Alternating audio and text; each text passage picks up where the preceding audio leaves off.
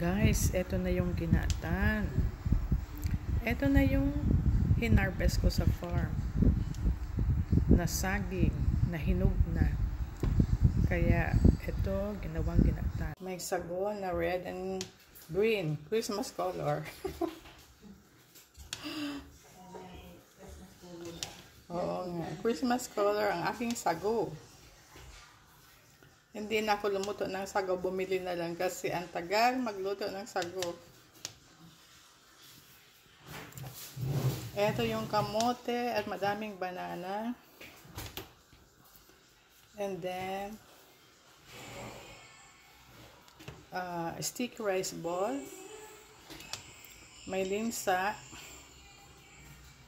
Yung kasaba, balls din yan, kasaba. Grated kasaba at ginawang balls, in-steam muna.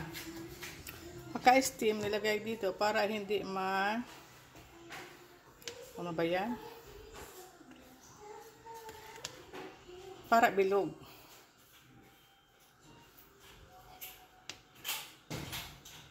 Ayan, ang napakasarap na ginatan. May linsa. O, gabi root crops. May milk, madami itong milk and coconut milk. Aside from coconut milk, may evaporated milk. Ayan, yummy yummy. So yummy.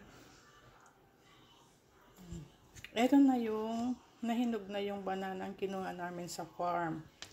Kaya ginawa namin ginatan. Hindi ko alam ang tawag nito sa iba. Pero sa amin ay ginatan.